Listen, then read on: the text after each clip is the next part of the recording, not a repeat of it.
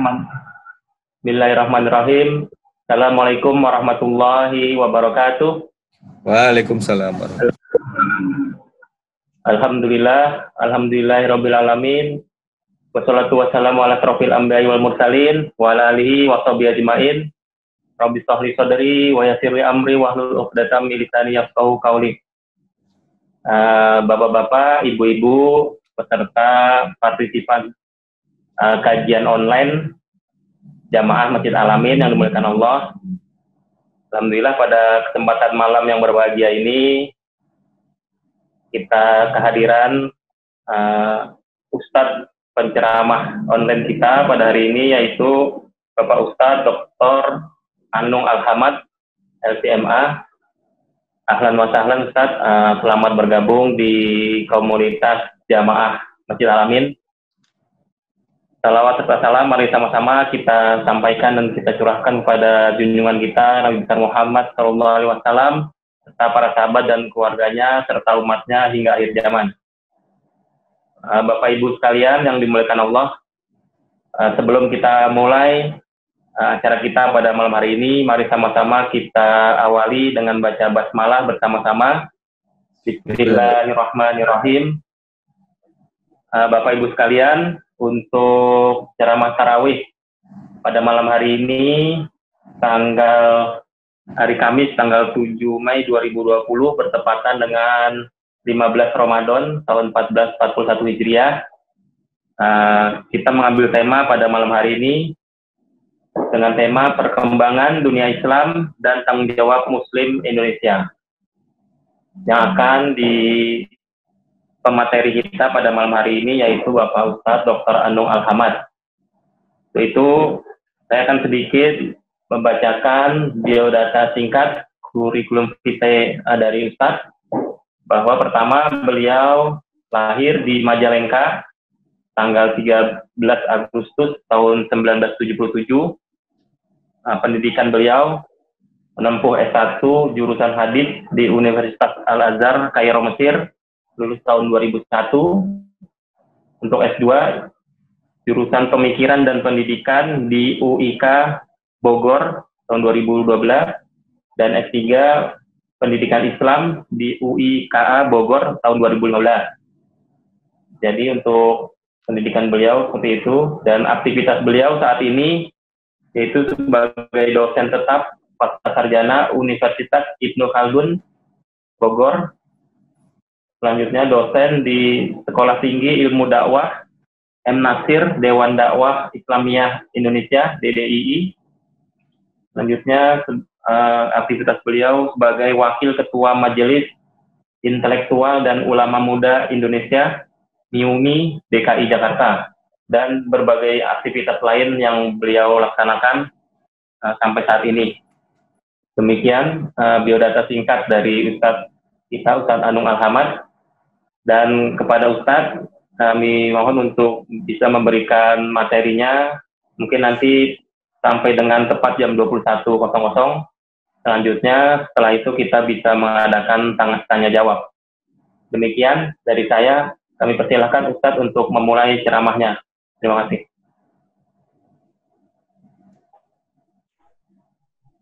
Baik, terima kasih Pak Dedi. Bismillah. Assalamualaikum warahmatullahi wabarakatuh. Assalamualaikum warahmatullahi wabarakatuh. Innal hamdalillah nahmaduhu wa nasta'inuhu wa nastaghfiruh wa na'udzu billahi min syururi anfusina wa sayyiati a'malina. May yahdihillahu fala mudilla lahu wa may yudlil fala hadiyalah. Asyhadu an la ilaha illallah wa asyhadu anna Muhammadan abduhu wa rasuluhu. Lan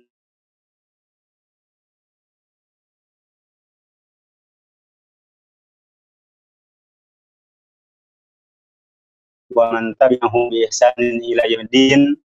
Amma ba'd. Faqala ta'ala fi kitabihil karim, a'udzu billahi minasyaitonir rajim. Ya ayyuhalladzina amanu taqullaha haqqa tuqatih wa la tamutunna illa wa antum muslimun. Hadirin Bapak-bapak, ibu-ibu dan saudara-saudara sekalian jamaah Masjid Al-Amin dan seluruh muslimin yang insyaallah menyimak pada malam hari ini.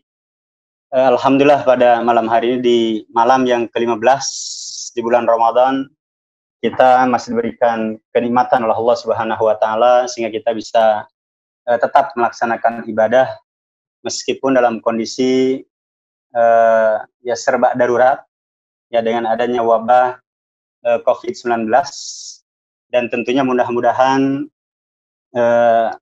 esensi daripada ibadah ini atau nilai ibadah pada bulan Ramadan di tahun ini tidak berkurang ya di hadapan Allah Subhanahu wa taala, dan mudah-mudahan apa yang kita lakukan di malam hari ini baik dengan sholat wajibnya, demikian juga dengan sholat tarawihnya, demikian juga dengan puasa dan menuntut ilmunya, ini masuk ke dalam apa yang disabdakan oleh Nabi kita Nabi Muhammad SAW, di mana beliau menyatakan al-ibadatu fil haraji kahijratin ilayya. Dalam hadis riwayat Imam Muslim, Nabi kita menyatakan ibadah dalam kondisi yang mencekam, dalam kondisi yang kemudian chaos, atau dalam kondisi krisis, atau dalam kondisi yang kacau, ya termasuk yang kita rasakan misal di puasa di bulan ini, di tahun ini, termasuk dengan adanya wabah, maka Nabi menyatakan ibadah dalam kondisi seperti itu nilainya di sisi Allah Subhanahu wa taala kahijratin ilayya. Nilainya adalah mirip ya setara dengan hijrah kepadaku, yaitu kepada Rasulullah sallallahu alaihi wasallam. Atau juga dalam riwayat yang lain Nabi lebih mengumumkan, di mana Nabi menyatakan al-amalu fil haraji kahijratin ilayya. Nabi menyatakan beramal, melakukan kebaikan baik dengan ibadahnya, dengan salatnya, dengan menuntut ilmunya, dengan berbaginya, atau dengan memberikan sedekah, infak, ataupun memberikan buka kepada yang membutuhkan.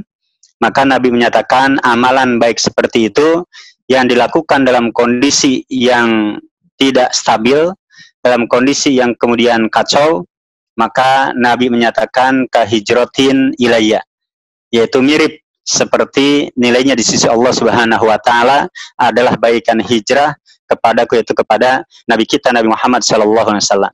Maka Bapak dan Ibu sekalian, terkait dengan tema kita yaitu terkait dengan perkembangan dunia Islam, walaupun nanti kalaupun kurang menggigit barangkali atau kurang greget, nanti bisa dengan sharing tanya jawab. Saya membuat beberapa catatan penting, di antaranya adalah bagaimana dunia sampai hari ini, baik dengan negara-negara yang mayoritas penduduknya Islam dan juga dengan negara-negara yang mayoritas penduduknya kafir, ya termasuk demikian juga di Amerika, di Cina juga sampai hari ini, demikian juga di negara-negara Muslim termasuk negara kita Indonesia, sampai hari ini masih terjangkit ya wabah virus corona, dan ini sudah mendunia. Dan bahkan di Indonesia saja, mungkin Bapak dan Ibu sekalian, berita yang sampai kepada kita, ya misal ada sebuah perusahaan rokok, salah satu rokok terbesar, yang kemudian berita yang 2 hari lalu yang saya baca, ya misal karyawannya sudah ada yang meninggal, demikian juga dengan tes virus corona gelombang yang pertama positif, ya misal dengan 34 orangnya, demikian juga dengan sisa yang mungkin 500 lebih, ini yang sedang kemudian diperiksa, dites. Nah maka ala kulli hal hadirin sekalian, maka dengan adanya virus corona ini, para pakar juga termasuk yang menyatakan corona termasuk benar-benar merupakan virus yang infeksius. Ya artinya kalau saya menyebutnya bagaikan apa ya, kayak zombie begitu. Kena satu bisa merembet kepada yang lainnya. Ya bahkan termasuk informasinya, ya di RT saya ada salah satu warga yang kemudian ini juga sudah diisolasi ya, di karantina di salah satu rumah sakit, dan itu adalah non muslim yang kemungkinan dia terkena karena bergaul dengan jemaat yang dalam berita ya juga sudah berapa banyak yang kemudian terkena dan terpapar virus corona. Maka kita tentunya Bapak dan Ibu sekalian, mudah-mudahan kita memohon kepada Allah Subhanahu wa taala, mudah-mudahan wabah ini cepat berlalu dan mudah-mudahan Allah Subhanahu wa taala mengangkat wabah ini. Kemudian catatan yang kedua terkait dengan tema kita di malam hari ini, kita melihat ada negara-negara yang kemudian sampai hari ini masih melakukan lockdown, termasuk diantaranya yang kemudian dikaitkan dengan ibadah yang utama di bulan Ramadan adalah ibadah umroh. Ya, maka misal kita menemukan termasuk Saudi sendiri sampai hari ini masih melakukan lockdown. Walaupun bagi warga pribuminya, bagi warga setempat ya diberikan kelonggaran, misal di jam 9 pagi sampai jam 5 sore itu dipermudah di haram yang juga yang di Masjid Nabawinya. Padahal hadirin sekalian, terkait dengan ibadah umroh di bulan Ramadan, dan saya yakin di antara jamaah juga mungkin ada yang sudah daftar, ada yang sudah siap untuk berangkat umroh di bulan Ramadan ini, tetapi kemudian qadarullah, Allah belum mengizinkannya. Sehingga kalau kita melihat, misal terkait dengan sabda Nabi yang menyatakan umratun fi Ramadan ta'dilu hijjah atau ta'dilu hijjata ma'i. Nabi SAW menyatakan bahwasanya umroh di bulan Ramadan ini adalah setara dengan haji atau dengan melakukan ibadah haji bersama dengan aku, itu bersama dengan Rasulullah SAW. Tetapi Bapak Ibu sekalian, jangan bersedih hati tentunya, tetap harus berbesar jiwa ketika kita sudah punya niat ingin melakukan ibadah umroh di bulan Ramadan, tetapi kemudian Allah Subhanahu wa Ta'ala belum memperkenankannya dikarenakan suatu hal termasuk dengan wabah ini, maka kita harus yakin, kita optimis Allah Subhanahu wa Ta'ala tidak lalai. Allah tetap mencatatnya menjadi sebuah kebaikan. Dan kemudian hadirin sekalian, muncul permasalahan berikutnya, yaitu yang beredar di masyarakat. Ya, misal tidak ada tawaf, tidak ada umroh, bahkan kemudian kemungkinan haji akan terjanggal, akan terganjal. Maka kemudian dikatakan jangan-jangan ini sudah merupakan tanda-tanda kiamat sudah dekat sekali. Ini kan lagi heboh, lagi rame. Ya, terkait dengan sebagian yang menyatakan kalau sudah tidak ada tawaf, tidak ada haji, tidak ada umroh, maka ini merupakan tanda di antara tanda kiamat itu sudah dekat sekali. Bahkan ada sebagian ustadz, ya ada sebagian ustadz yang sudah berani memastikan tahunnya akan terjadi tahun sekian.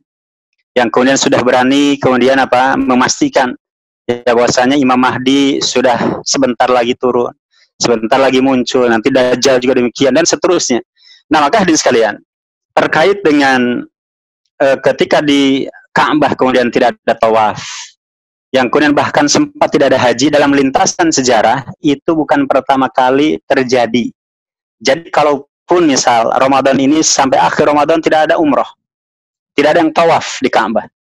Demikian juga jika Allah kemudian menghendaki, bahkan diprediksi bahwasanya virus corona ini akan terus sampai sekian bulan. Ya, ada yang mengatakan Juli, bahkan Menteri Pendidikan sudah menyatakan sampai nanti di akhir, ya di bulan Desember.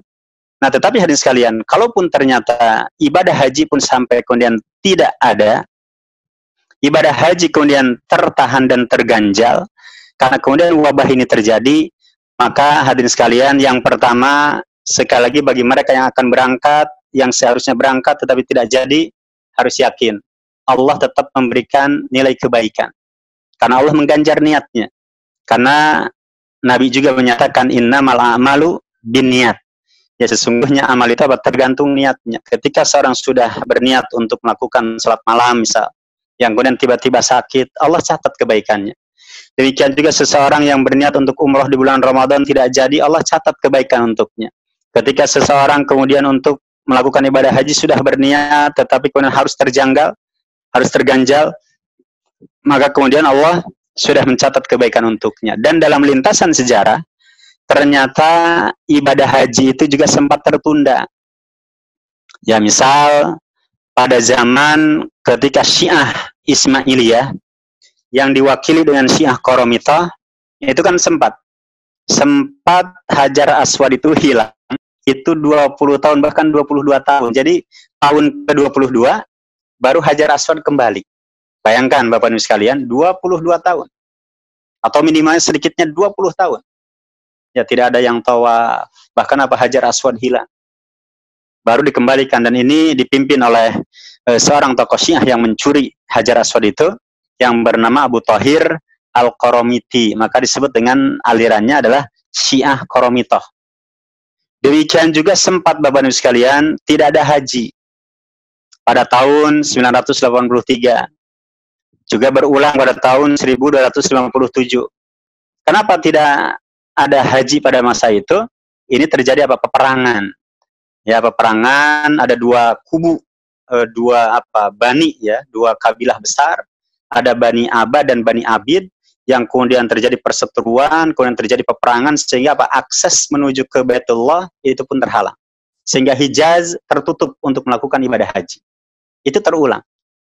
Demikian juga Bapak dan Ibu sekalian pernah juga terjadi pada tahun 1814. Demikian juga terjadi pada tahun 1813. Ya, ini kan sempat terjadi wabah taun. Wabah taun di Hijaz, wabah taun yang kemudian datang dari India, tetapi pengaruhnya sampai ke Saudi, sampai ke Hijaz. Ya, sehingga otomatis pada tahun 1814, pada tahun 1813, kemudian haji pun sempat ditutup.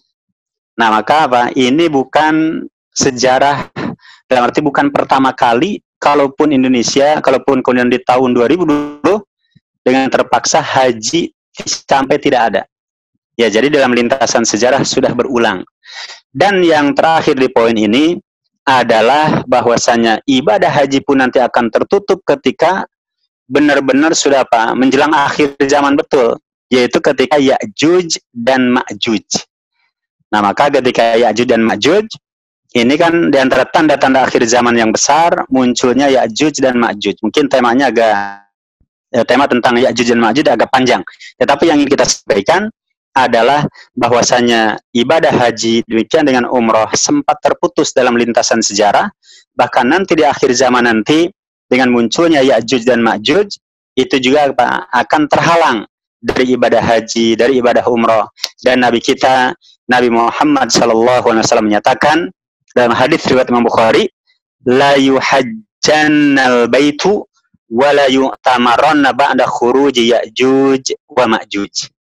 Nabi menyatakan dalam hadis yang bersumber dari Abu Sa'id Al-Khudri, ya bahwasanya benar-benar sungguh yang namanya Baitullah itu akan digunakan lagi untuk ibadah haji dan akan digunakan lagi untuk digunakan umrah, ibadah umrah ketika telah keluarnya atau telah berakhirnya Ya'juj dan Ma'juj. Ya, sehingga ketika Ya'juj, Ma'juj kemudian sudah terbunuh, maka baru kemudian bisa diselenggarakan kembali baik dengan ibadah hajinya, demikian juga dengan ibadah umrahnya. Nah, maka hadirin sekalian, di poin yang kedua ini yang ingin kita sampaikan bagi siapa saja yang sudah punya niat untuk beribadah umrah di bulan Ramadan, yang kemudian berniat untuk melakukan ibadah haji yang kemudian harus ya dalam kondisi ketika Allah Subhanahu wa taala belum mengizinkan, maka kita harus yakin insya Allah kebaikan itu tetap dicatat oleh Allah Subhanahu wa taala. Kemudian poin yang ketiga, Bapak Ibu sekalian, adalah terkait dengan adanya sebuah keyakinan ya sebagai kelanjutan dari poin tadi. Terkait dengan tidak adanya umroh di bulan Ramadan, terkait kemungkinan tidak adanya haji nanti ketika di bulan Dzulhijjah, yang kemudian dengan panasnya hubungan Amerika dengan Cina. Ya, sekalian, sampai hari-hari ini sudah beberapa hari dan hari ini termasuk juga masih panas ya. Bagaimana Amerika dengan sekutunya dibantu Australia dan negara lain. Demikian juga dengan Cina yang terjadi perseteruan, bahkan pasukannya, pesawat perangnya, kapal tempurnya dan seterusnya itu kan sudah mulai mendekati ya perairan Indonesia. Sampai Menteri Luar Negeri Indonesia pun juga sudah merasakan ada keresahan. Ya, mulai ada kekhawatiran. Nah, maka di sekalian, kemudian dikaitkan dengan kalau Bapak dan Ibu misal keluar, ya melihat di luar itu kan ada bulan tuh. Ya, bulan Bulan yang disebut dengan super moon ya. Atau yang lain menyebutnya dengan flower moon. Karena bertepatan di bulan Mei awal ini sama di akhir April kan kalau di Eropa itu kan muncul musim semi. Ya, ada misal di Turki ada bunga ya yang muncul ya di musim semi. Ya, ini kemudian demikian juga dengan dari Badan Antariksa ya misal dari LAPAN kemudian menyampaikan di malam hari ini bahkan sudah dimulai dari tadi jam 4 yaitu adanya terkait dengan steroid ya, steroid yang kemudian sudah mendekati bumi. Demikian juga di hari kemarin sampai hari ini musim meteor ya berjatuhan. Masuk disebutkan ada meteor Eka Aquarids ya yang dari tanggal 6 sampai sekarang itu masih dikenal dengan hujan meteor, yang kemudian hadirin sekalian dikaitkan jangan-jangan ini sudah mau kiamat. Ya, jangan-jangan mau kiamat. Nah, maka hadirin sekalian, yang pertama adalah hadis yang sahih. Nabi kita Nabi Muhammad SAW menyatakan dari sahabat Imran bin Husain. Rasulullah SAW bersabda, "Fi hadhil ummati khasafun wa masakhun wa qadhaf." Nabi menyatakan dalam umat ini tiga peristiwa. Yang pertama adalah khasaf, yaitu tanah yang amblas, longsor, tanpa sebab, ya tiba-tiba tanah amblas. Kemudian yang kedua kata Nabi yang akan terjadi dan pasti terjadi pada umat ini adalah masakh, yaitu perubahan wujud manusia. Jadi ada orang yang badannya manusia, kepalanya seperti bukan manusia. Ada yang kepalanya manusia tapi badannya seperti bukan manusia. Yang ketiga kata Nabi waqadhaf, dan ini yang pasti terjadi, yaitu adalah jatuhnya benda langit. Ya, jadi ada yang jatuh dari langit. Nah, maka hadirin sekalian yang namanya meteor jatuh dari langit. Demikian juga yang namanya steroid tadi yang kita sampaikan. Yang kemudian juga jatuh ya dari langit bahkan sudah mendekati bumi. Maka ini termasuk bagian dari apa yang disabdakan oleh Nabi kita Nabi Muhammad SAW, bahwasanya itu pasti terjadi. Tetapi kemudian Nabi ditanya, ya Rasulullah, yang namanya tanah amblas, yang namanya kemudian berubah wujud manusia, yang namanya benda langit jatuh itu kapan? Maka Nabi menyatakan jika tiga hal ini terjadi. Jadi kalau tiga hal ini sudah muncul, maka ketiga hal itu jangan aneh kalau terjadi. Yang pertama kata Nabi, idza dhaharatil qi'an. Yang pertama kalau sudah munculnya para biduanita, ya para penyanyi, para biduanita itu sudah muncul, maka ketiga hal itu bisa terjadi. Yang kedua kata Nabi adalah wal ma'azif, yaitu terkait dengan sudah banyaknya alat-alat musik. Dan yang terakhir yang ketiga wasyuribatil khumur, kalau sudah bir, arak, khamr itu sudah diminum, sudah dikonsumsi.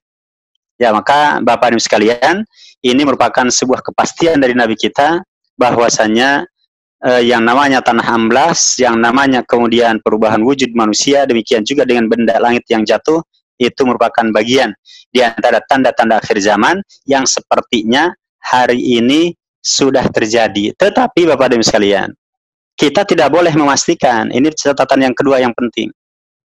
Kita tidak boleh memastikan jangan-jangan hari Jumat tanggal 15 Ramadan ini akan kiamat.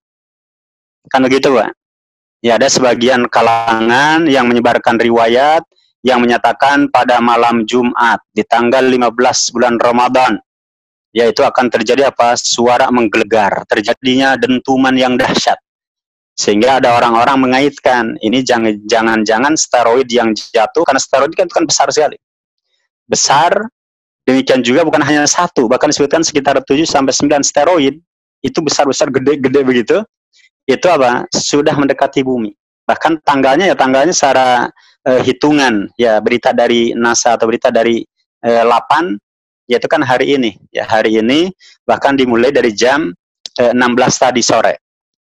Nah, ada sebagian kalangan yang menyatakan bahwasanya bahkan sudah menakut-nakuti di tanggal 15 di bulan Ramadan, tepat hari Jumat, kan besok hari Jumat tuh, persis ya, hari Jumat, dan tanggalnya tanggal 15 Ramadan, kemudian dikatakan itu akan terjadi dentuman keras.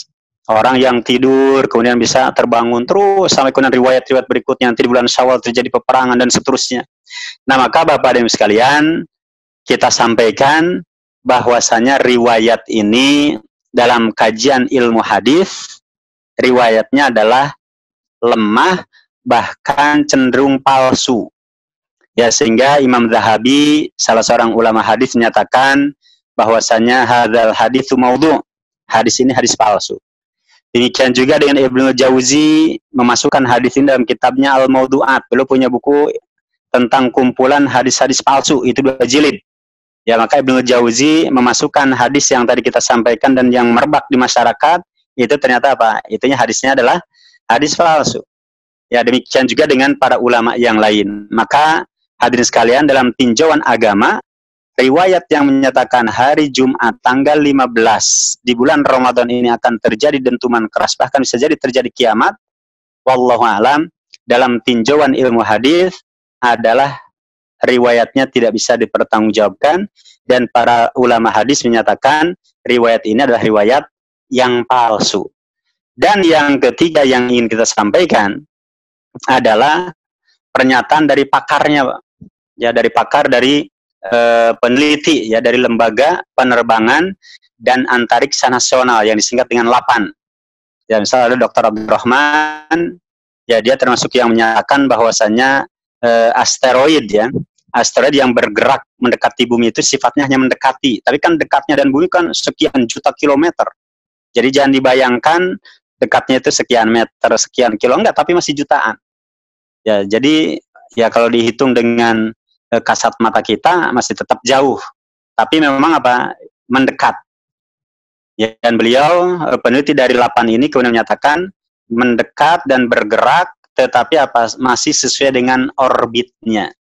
Ya, sesuai dengan orbitnya, sehingga secara teori, secara sains, ya, secara saintifik, maka apa, mendekati tidak berarti akan nabrak. Mendekati bukan berarti kemudian akan benturan, bukan.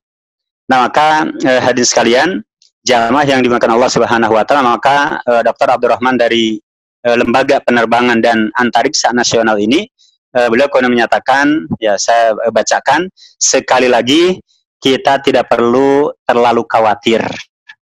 Apalagi dikaitkan dengan tanggal 15 Ramadan, dari segi dalil agama tidak ada dasarnya.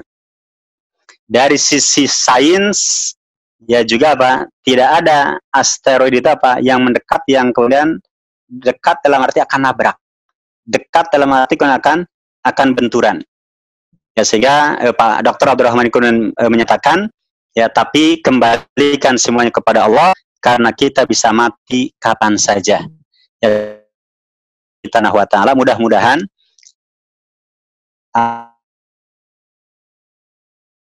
yang disampaikan oleh para pakar, ya, dari badan antariksa sesuai dengan jalurnya, sesuai dengan orbitnya, ya, sehingga tidak benturan dan tidak menabrak bumi. Kalau ditabrak bumi, luar biasa, ya, akan berapa juta yang akan meninggal. Ya, maka wallahu alam, Bapak dan sekalian, sehingga saran kita adalah jangan terlalu berlebihan. Ya, jangan terlalu berlebihan, termasuk dengan kekhawatiran yang berlebihan, dan juga ini sebagai rambu-rambu kita dalam menyikapi berita-berita akhir zaman, kita harus selektif, harus memfilter. Ya, sehingga patokannya, barometernya adalah kita hendaknya mencukupkan diri kita terkait dengan akhir zaman itu adalah dari berita yang valid. Nah, berita yang valid itu dari mana? Paling tidak sumbernya 2. Yang pertama Al-Quran, yang kedua adalah hadis Nabi, ya, sunnah Rasulullah SAW. Jadi yang pertama adalah Al-Quran, kemudian yang kedua adalah hadis Rasulullah yang valid, yang sahih. Nah, adapun terkait dengan tadi benturan, bumi akan benturan, akan ada benda langit yang jatuh dan menghantam bumi tanggal 15 Ramadan. Ternyata dari sisi riwayat, kan riwayatnya tidak valid. Ya, maka hindarkan riwayat yang lemah atau yang palsu khususnya. Hindarkan bersumber dari mitos, seperti dulu misal ada suku Maya, begitu ya, akan terjadi kiamat di tanggal 21 Desember tahun sekian. Ternyata alhamdulillah kita masih hidup. Demikian juga Bapak dan Ibu sekalian. Ya, halo. Ya. Masih menyimak, Pak? Kedengar? Ya. Ya, Ibu, sekarang kedengaran. Oh, baik. Masih dilanjut ya? Ya. Baik. Baik Bapak dan Ibu sekalian, jamaah yang dimuliakan Allah Subhanahu wa taala. Jadi kita tidak dituntut untuk mencocok-cocokkan dari ada istilah apa istilahnya? Ilmu cocoklogi ya. Jadi mencocok-cocokkan dalil dengan realitas. Jadi demikian juga Bapak dan Ibu sekalian perlu kita sampaikan ketika kita kemudian keliru dalam mengambil dalam arti mengambil atau memahami dalil. Nah ini kelirunya adalah apa? Bisa melahirkan sikap yang kebablasan. Seperti misalnya di daerah Sumatera Barat, ada orang yang meyakini ya di tahun lalu akan terjadi kiamat, akhirnya apa? Mereka jual rumah, mereka jual aset. Bahkan di Jakarta di daerah Pondok Bambu juga demikian. Ya ada orang-orang yang sudah menjual asetnya. Karena apa? Kan akan kiamat Ustadz. Nah ini luar biasa. Ya sehingga apa? Akan melakukan amalan-amalan yang tidak disyariatkan oleh Allah Subhanahu wa taala. Nah, kemudian hadirin sekalian, ini ada masukan ya, jadi sambil menyampaikan sambil kita jelaskan, mungkin ada yang ditanyakan terkait dengan belum masuk ini. Silakan barangkali jika ada yang mau ditanyakan nanti silakan, boleh di sela pembicaranya atau juga boleh melalui chat ya, melalui chat boleh dikirim. Sebelumnya kita lanjutkan kalau memang belum ada, Pak Dedi, kalau memang belum ada. Tapi kalau sudah ada pertanyaan boleh, barangkali sambil biar tidak monolog.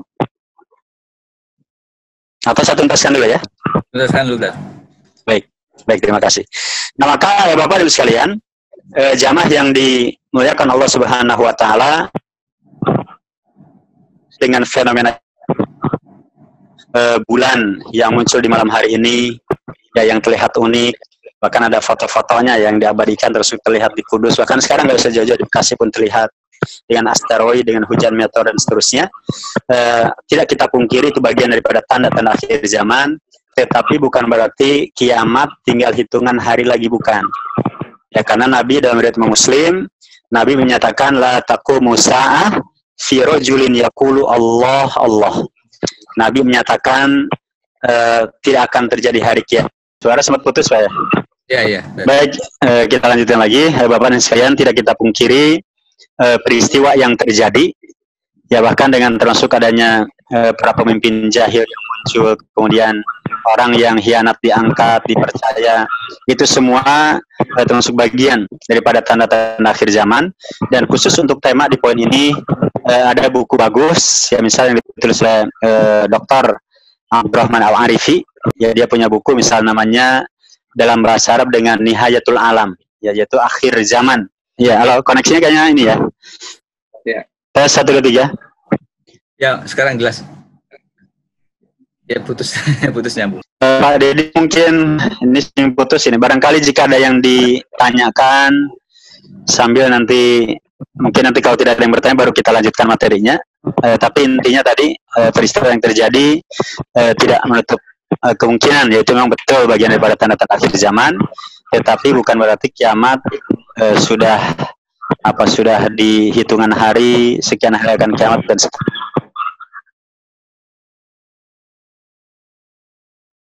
Baik, tadi ada hadis yang mau disampaikan tadi, Ustaz, tidak akan terjadi hari kiamat. Bagaimana, Ustaz, lanjutannya? Ya, yang mana itu, Pak? Yang tadi tidak akan terjadi hari kiamat bila apa gitu tadi hadisnya.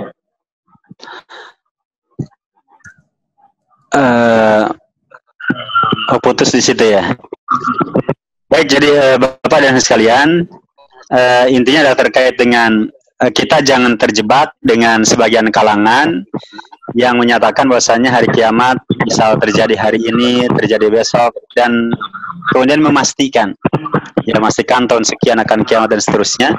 Dan ini yang dihindarkan oleh para ulama Islam ya sejak dahulu, bahkan sempat juga pada masa Abu Hurairah atau juga pada masa Hudzaifah ya bin Yaman misal, ketika dikatakan bahwasanya Dajjal sudah muncul. Kemudian para ulama di level sahabat mengatakan demi Allah Dajjal belum muncul. Dalam arti tanda-tanda akhir zaman yang dengan munculnya Dajjal itu masih jauh. Ya, walaupun Walaupun memang Nabi sudah mengatakan kiamat itu dengan kahatain, yaitu dengan digambarkan dengan dua jarinya. Kemudian yang selanjutnya Bapak Ibu sekalian, terkait dengan tema kita, yaitu perkembangan dunia Islam. Ya, maka di poin yang kelima adalah saya menyampaikan terkait dengan kondisi kita di Indonesia dengan merebaknya virus wabah ini yang kemudian setiap hari berita terkait dengan wabah ini juga masih cenderung naik, grafiknya masih terus bertambah. Maka hadirin sekalian, tentunya dengan kondisi wabah, demikian juga dengan kondisi ekonomi yang terpuruk, maka kita berdoa kepada Allah Subhanahu wa taala, mudah-mudahan ya Allah masih menjaga negara kita, Allah masih menjaga rakyat Indonesia ini, walaupun kita melihat sepertinya tanda-tanda ketika Allah ingin menghancurkan sebuah negeri, itu kadang sudah muncul kalau kita lihat. Ya, mungkin Bapak dan Ibu bisa dilihat dalam surat Al-Isra ayat yang ke-16, ya, surat yang ke-7 ayat yang ke-16. Allah Subhanahu wa taala menyatakan, a'udzubillahi minasyaitonir rajim, wa idza aradna an nuhlika qaryatan amarna mutrafiha fa fasaqu fiha fa haqqa 'alaihal qaul fadammarnaha tadmira. Ayat ini menjelaskan tentang kapan Allah menghancurkan sebuah negeri. Ternyata apa? Ternyata Allah jadikan para pembesarnya, mulai dari presidennya, para menterinya, para pembantunya, para pejabatnya, ternyata apa? Melakukan banyak pelanggaran-pelanggaran. Nah, ketika kemudian para tokohnya, para pejabatnya, para pimpinannya, ya termasuk di level top leadernya kemudian sudah banyak melakukan pelanggaran-pelanggaran, maka apa kata Allah? Fadammarnaha tadmira. Allah akan hancurkan sehancur-hancur. Ya, sehingga ini yang kita khawatirkan. Ya, termasuk juga Nabi menyatakan dan beliau bersumpah demi Allah yang jiwa Muhammad berada dalam genggamannya, ya, maka apa? Sebuah negeri yang sebelum kalian akan dibinasakan oleh Allah Subhanahu wa taala, di antaranya adalah ketika tidak berlaku adil. Dan Nabi menyatakan idza saraqa fihi musyarif tarakuhu. Kalau yang melakukan pelanggaran hukum adalah orang yang kuat, yang punya posisi, yang kemudian punya jabatan, kedudukan yang kuat, akhirnya apa? Tidak diproses hukum. Tapi kalau kemudian karena bukan kelompoknya, yang kemudian karena tidak punya jabatan, orangnya lemah, miskin, tidak punya backing dan seterusnya, meskipun yang dia mencuri hanya sedikit, melakukan pelanggaran sedikit, dicari-cari kesalahannya, kemudian ditegakkan hukum.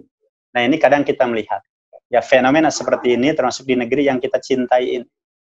Ketika kemudian ada orang yang baik, yang memberikan masukan, memberikan kritikan yang membangun, ya, atau konstruksi dengan lega di kasus Yasir, salam halaka man kana qablakum.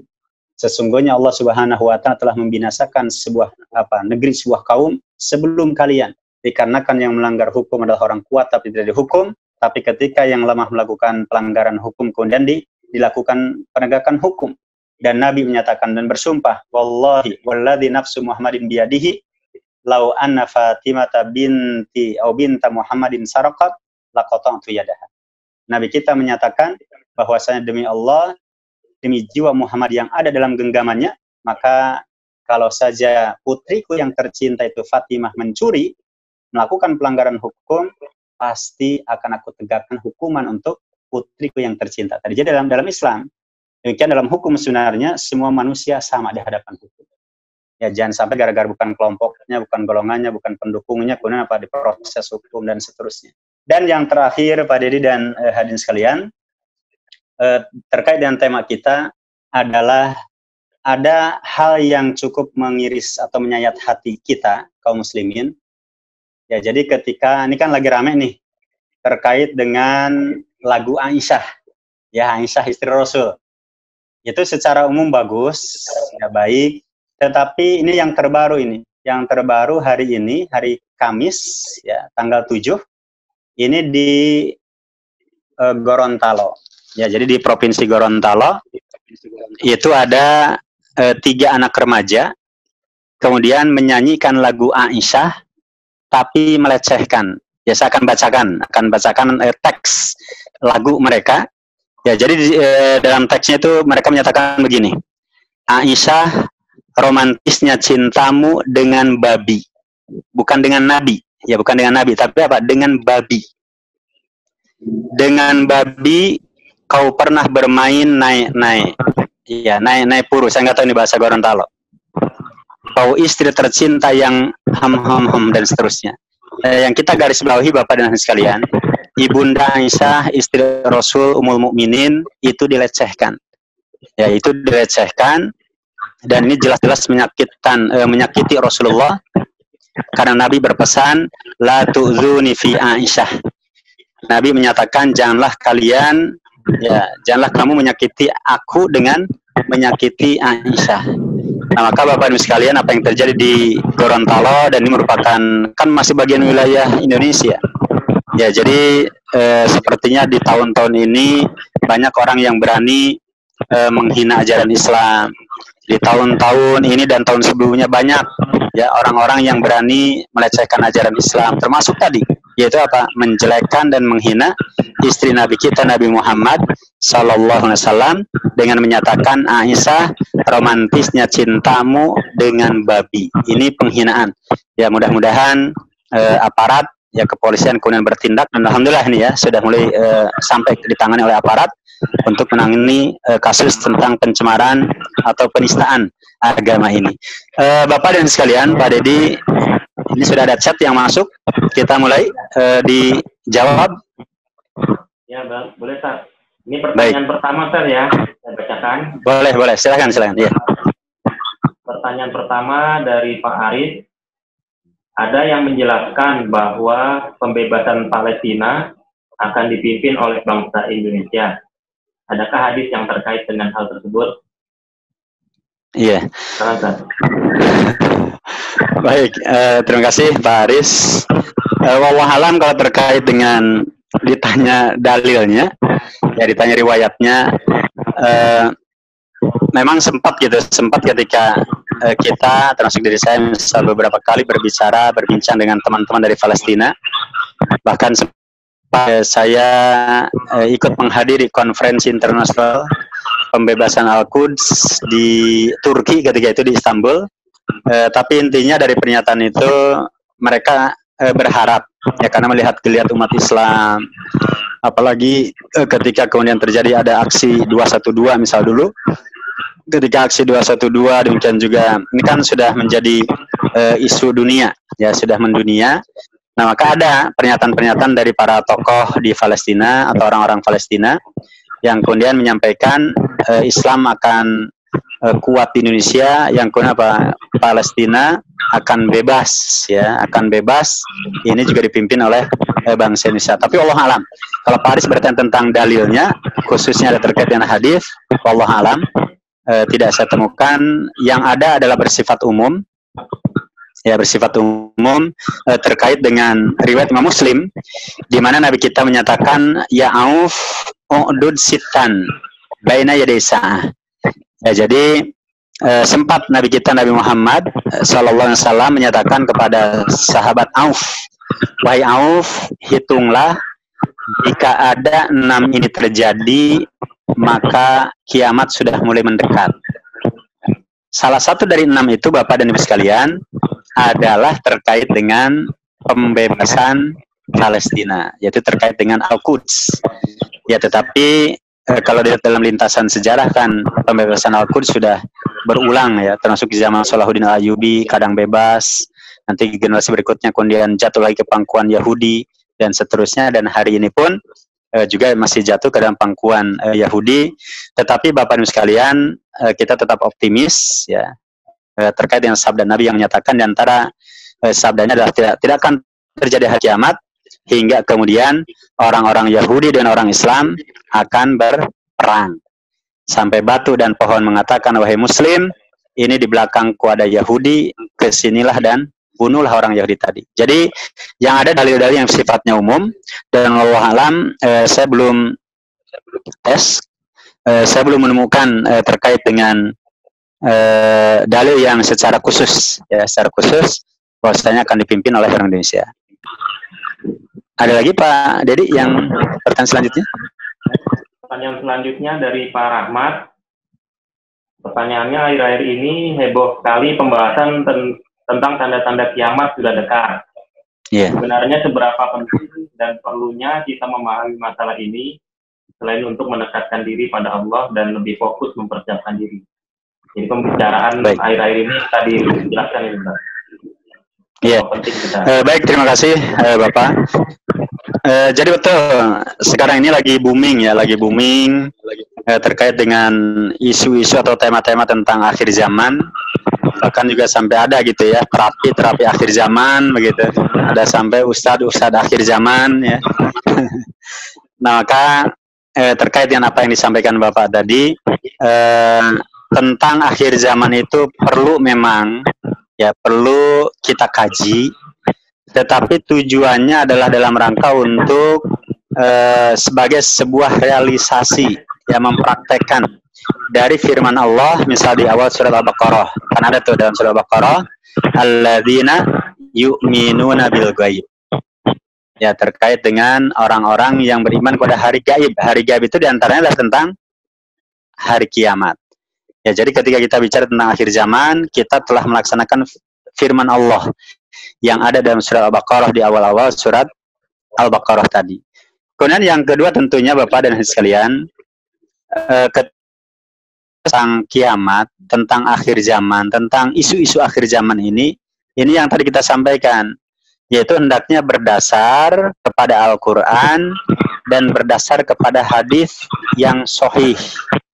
Ya, misal kita menemukan adanya sebagian kalangan yang menyatakan tahun 2020 akan kiamat. Bahkan ada yang mengatakan 2024 akan terjadi kiamat, bahkan 2009 dulu ya, itu akan terjadi kiamat, tahun 2000 sekian akan terjadi kiamat. Nah, maka hadirin sekalian, kita harus tegaskan, ada riwayat yang menyatakan bahwasanya dunia itu ada batas umurnya. Ya, jadi ada umur dunia gitu ya. Ada yang mengatakan umur dunia ini sekitar 7.000 tahun. Ada yang mengatakan 15.000 tahun, yang lain mengatakan ada 12.000 tahun, 12.000 dan seterusnya.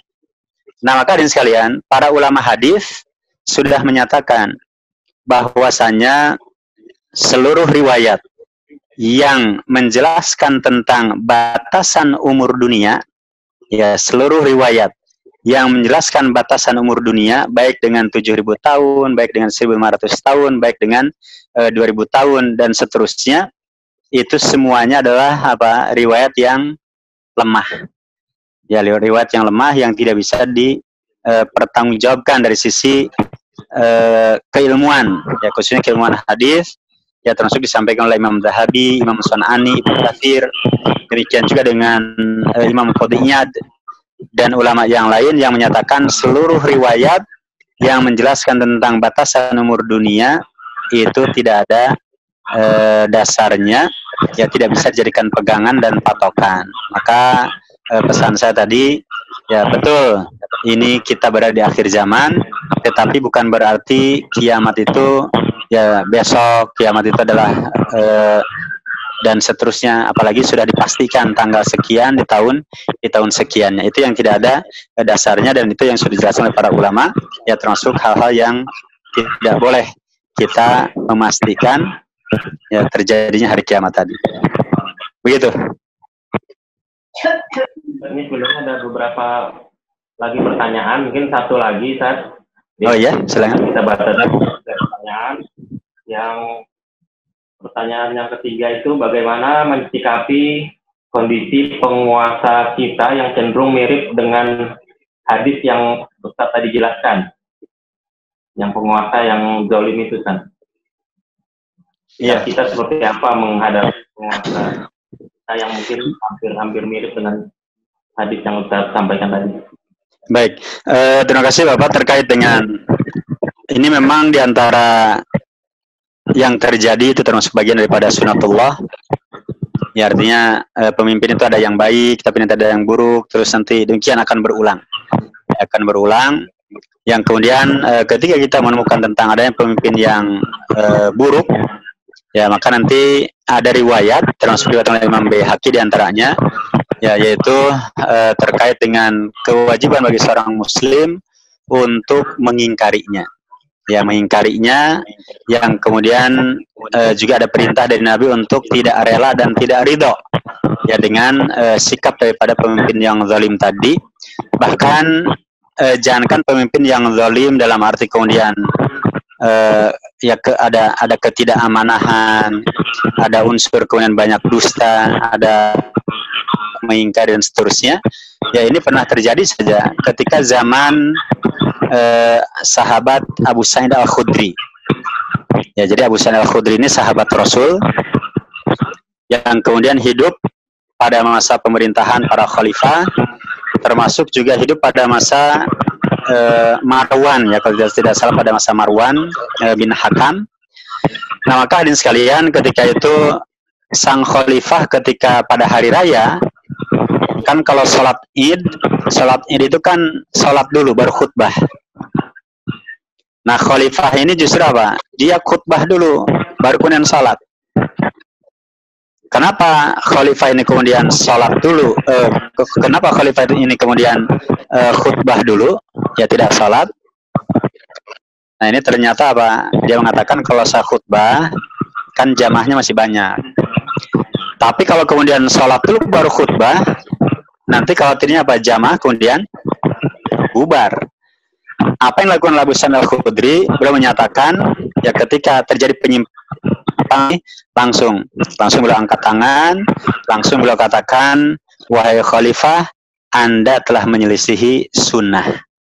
Ya, nah ini Abu Sa'id Al-Khudri telah mencontohkan, karena beliau merupakan sahabat Rasul yang meriwayatkan hadis, man ra'a minkum mungkaran falyughayyirhu biyadihi. Ya, barang siapa yang melihat kemungkaran maka rubah dengan tangan. Kalau tidak bisa dirubah dengan tangan maka dengan lisan, dan kalau tidak bisa dirubah dengan lisan maka dengan hati. Itu apa? Ketidaksetujuan. Sehingga sikap kita kalau kemudian ada pemimpin seperti itu, maka paling tidak apa? Hati kita tidak ridho. Itu selemah-lemahnya. Hati kita tidak boleh setuju, tidak boleh ridho, tidak boleh merasa nyaman dengan kebijakannya yang kemudian banyak merugikan bangsa dan negara. Ya, maka apa? Paling tidak dalam hati adalah ketidaksetujuan. Tapi bagi mereka yang kemudian mampu, ya kan ada tuh yang menulis dengan lewat tulisannya, dengan artikel dan seterusnya, memberikan masukan, memberikan kritikan, itu dibolehkan. Itu termasuk bagian daripada amar ma'ruf nahi mungkar, yaitu apa? Mengajak kebaikan, bisa dengan lisannya, bisa dengan goresan penanya. Ya, maka ini bagian daripada apa yang difirmankan Allah, fattaqullaha mastata'tum. Ya, maka bertakwalah kepada Allah semampu kalian. Kalau mampu dengan tangan, silahkan dengan tangan, tapi ini juga perlu dikaji. Ya, dikaji secara khusus. Dikaji secara khusus terkait dengan merubah dengan tangan ini. Dan yang kedua, kalau tidak mampu dengan apa? Baru dengan lisan. Dan yang paling tidak, ya, yang paling lemah adalah dengan hati. Ini termasuk bagian daripada sikap kita. Dan yang terakhir Pak Dedi, terkait dengan tanggung jawab selaku muslim, ya, dengan kondisi yang ada, baik dengan di Indonesianya, baik dengan di belahan bumi yang lainnya, maka khususnya adalah terkait dengan wabah corona, ya demikian juga dengan kondisi muslim, baik di Suriah, di Palestina, dan seterusnya, maka kewajiban kita adalah tetap menjaga persatuan. Ya, menjaga persatuan, kita jaga persatuan dan kesatuan kita, khususnya adalah kaum muslimin, yang kemudian juga saling bahu-membahu, saling tolong-menolong semampunya. Ya, termasuk misalnya dengan kepedulian kepada sesama kaum muslimin yang pada hari ini mungkin ada di antara saudara kita yang kemudian tidak makan, yang kemudian tidak sahur, ada yang tidak buka dan seterusnya. Maka semampu kita ya untuk saling bahu-membahu dan tolong-menolong, dan tentunya paling lemah adalah apa? Kita berdoa. Ya, kita mendoakan mudah-mudahan wabah ini cepat berlalu. Demikian juga dengan negara-negara lain termasuk di Saudi misal cepat untuk membuka lockdown-nya. Ya, kemudian aman ya negara kita dan yang lainnya dari virus yang ada, sehingga kemudian kehidupan bisa normal kembali, kehidupan kemudian termasuk ibadah juga bisa normal kembali, bisa tarawih di masjid, bisa sholat berjamaah di masjid dan seterusnya. Ini barangkali yang terakhir Pak Dedi dari saya, dan untuk selanjutnya saya kembalikan kepada Pak Dedi sebagai host. Ya, 2 pertanyaan lagi itu gimana Pak Dedi? Bisa ada. Silakan. Ya. Mana masih pertanyaan lagi sebenarnya nih. Mungkin bisa dijawab singkat mungkin. Ini ada dari chat ini. Ada 3 lagi pertanyaan tuh, yang ini yang selanjutnya itu menyangkut tadi ya, untuk judul tema kita pada hari ini nih, korelasi dengan perkembangan Islam dan tanggung jawab Muslim di Indonesia itu intinya seperti apa. Kita ambil situasinya seperti saat Ramadan saat ini. Yang NASA. Terus untuk NASA, bagaimana hukumnya kita mengambil maroji dan berita dari NASA terkait 15 Ramadan besok. Sekarang. Juga bagaimana posisi mempelajari eskatologi yang namanya eskatologi Islam tersebut. Yang fenomena. Terus yang fenomena aduhon sesuai hadis seperti apa turunnya. Seperti itu, Ustaz. Ya, pertanyaannya sekalian dijawab aja. Ya, jadi terkait dengan, walaupun ini tema-tema memang terkait dengan akhir zaman ya, walaupun yang pertama terkait dengan, saya tadi yang pertama belum terlalu menyimak, nanti mungkin bisa diulang Pak Didi, terkait dengan NASA, mengambil marji atau referensi dari berita NASA ya terkait dengan 15 Ramadan besok.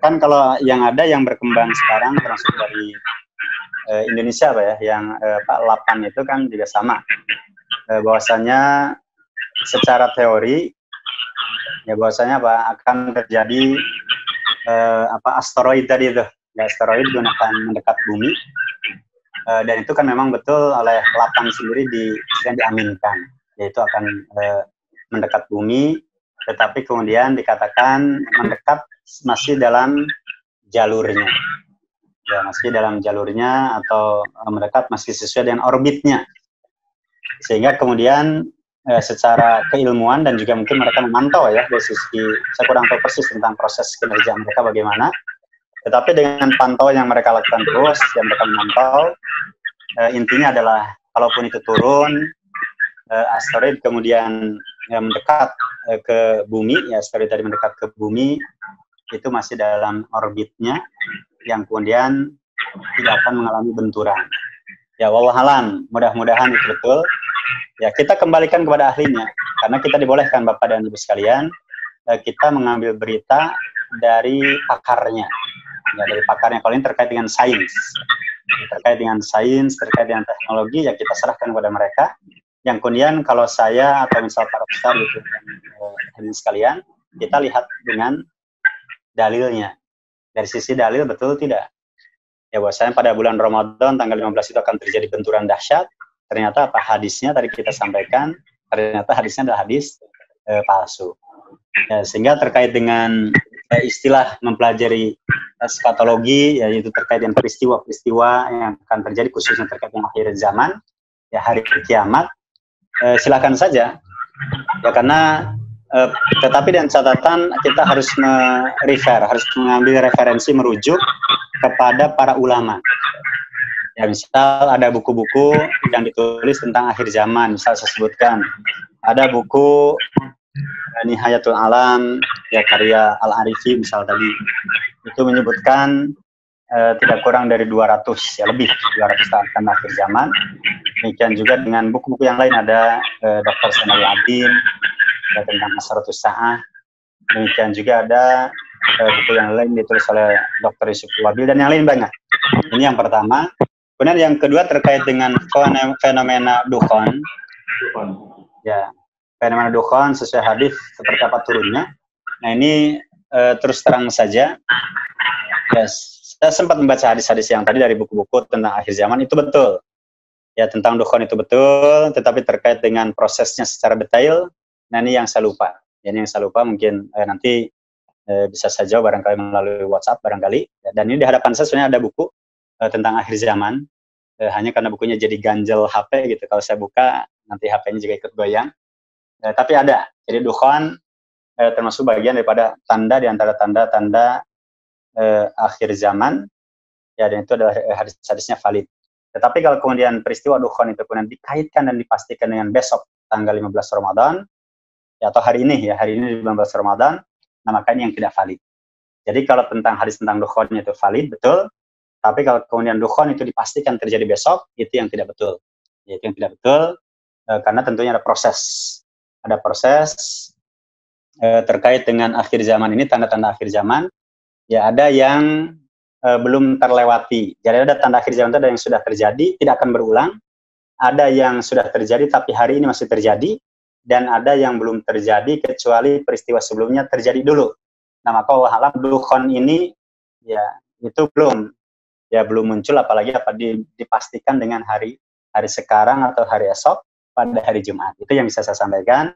Pertanyaan yang pertama tadi Pak Deddy, saya lupa. Yang pertama tadi. Yang pertama itu pertanyaannya sebenarnya untuk kesimpulan dari pembicaraan ini, Ustaz. Jadi saya bacakan. Oh iya, boleh. Apa korelasi antara perkembangan dunia Islam dan tanggung jawab Muslim di Indonesia, serta intinya untuk kita sebagai jamaah, apa yang penting kita ambil dari situasi Ramadan saat ini? Gitu, Ustaz. Yeah. Baik. Dengan kondisi Ramadan seperti ini, dan kemudian kondisi wabah, dan juga dalam skala dunia sudah terjadi bersifat pandemi wabah ini sudah mendunia. Ya, maka bagaimana kita selaku Muslim? Yang pertama kita meyakini semua yang terjadi semuanya adalah bagian daripada takdir ketetapan Allah Subhanahu Wa Taala. Yang kemudian bagaimana, apa yang perlu kita lakukan? Maka tentunya tadi poin yang saya sampaikan adalah kita tetap beribadah kepada Allah Subhanahu Wa Taala meskipun dalam kondisi yang kacau, ya, karena tetap nilai ibadah ini di hadapan Allah Subhanahu Wa Taala kepada Rasulullah SAW. Kemudian yang kedua, dalam tatanan sosial yang bermasyarakat, ya tentunya dalam kondisi wabah seperti ini, tentunya kita dituntut untuk adanya kepedulian kepada sesama, membantu semampu kita, memberi juga semampu kita, ya, berbagi dan mereka yang membutuhkan. Dan yang ketiga adalah hendaknya kita tetap optimis, terkait dengan wabah yang terjadi.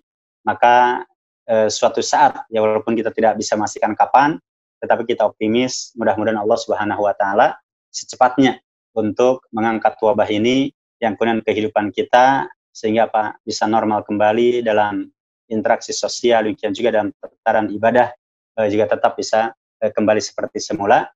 Barangkali ini Pak Deddy poin-poin yang saya tambahkan atau yang saya simpulkan dari yang tadi kita sampaikan.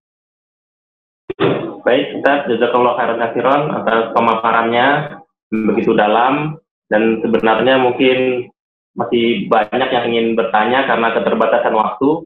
Mungkin bisa ditutup dengan doa, Ustaz, sebelum kita akhiri. Baik, Bapak dan Ibu sekalian, alhamdulillah kita sudah selesai kajian di malam hari ini, dan mudah-mudahan kita diberikan kekuatan dan keistiqomahan untuk melewati bulan Ramadan dengan tetap beribadah kepada Allah Subhanahu Wa Taala. Amin ya rabbal alamin. Kita berdoa kepada Allah Subhanahu Wa Taala, dan kita sama-sama Bismillahirrahmanirrahim. Alhamdulillahirabbil alamin. Wassalatu wassalamu ala nabiyina Muhammadin sallallahu alaihi wasallam. Allahumma ighfir lana dzunubana wa kaffir anna sayyi'atina wa tawaffana ma'al abrar. Allahumma rfa'na al-bala wal waba wal ghala. Allahumma rfa'na al-bala wal waba wal ghala. Allahumma rfa'na al-bala wal waba wal ghala fi dunya hasanah wa fil akhirah. Wa sallallahu ala nabiyyina Muhammad sallam. Wassalamualaikum warahmatullahi wabarakatuh. Waalaikumsalam warahmatullahi wabarakatuh.